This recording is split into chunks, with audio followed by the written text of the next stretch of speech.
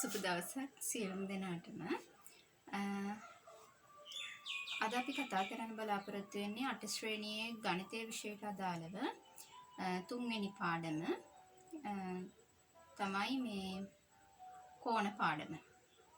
හරිද?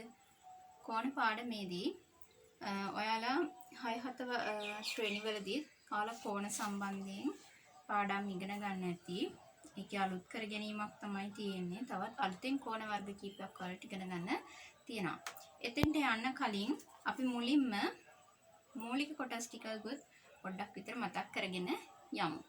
අමතක වෙලත් ඇතිනේ සමහර විට නේද?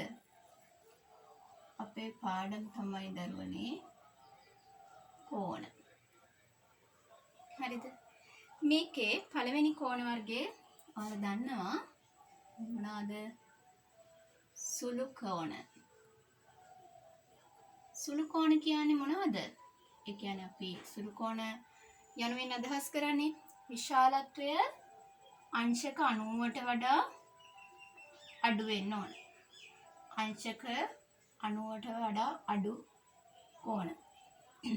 කෝණ වලට අපි මේ විදිහට සංකේතය දාගන්නම අංශක 90ට වඩා අඩු කෝණ වෙන්න ඕන. හරිද? හලේ පෙළ පොතේත් සඳහන් වෙනවා කොහොමද තියෙන්නේ කියලා කෝණ. හරිද? මම මේ දල වශයෙන් නැන්දේ. හරිද? ඊට පස්සේ අපි තව කෝණයක් ගැන කතා කරොති. මම මේ මතක් කරනවා. දෙවෙනි එක ඍජු කෝණ. මොනවාද? ඍජු කෝණ. ඍජු කෝණ කියන්නේ හරියටම අංශක 90 කෝණ. ඒ කියන්නේ අපි ඍජු කෝණ නම් මේ විදිහට පෙන්නනවත් එක්ක. නේද? ඊළඟට තුන්වෙනි කෝණය. මොනවාද? මහා කෝණ. මහා කෝණ කියන්නේ අංශක 90ට වැඩි වෙන්න ඕන. හැබැයි කීයට අංශක 90ත් 180ත් අතර වෙන්න ඕන. මහා කෝණ.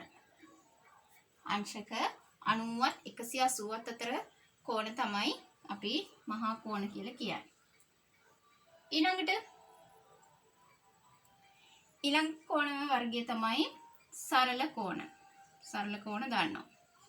අංශක 190 කෝණ. අංශක 190 විශාලත්වය අංශක 180යි. සරල රේඛාව. හරිද? ඊළඟට පරාවර්ත කෝණ. මොනවාද? පරාවර්ත කෝණ. ඒ කියන්නේ 180ට වැඩි වෙන්නත් ඕන 360ට වඩා අඩු වෙන්නත් ඕන. ඒ තමයි පරාවර්ත කෝණ කියන්නේ. මේ තියෙන්නේ පරාවර්ත කෝණ. හරිද? ඔය කෝණ වර්ග පහ ගැන ඔයාලා දැනට ඉගෙනගෙන තියෙනවා. මේ පුංචි මතක් කිරීමක් විතරයි කරේ. අපි ඊළඟට බලමු 8 ශ්‍රේණියට අයිති කෝණ වර්ග මොනවද කියලා. හරිද?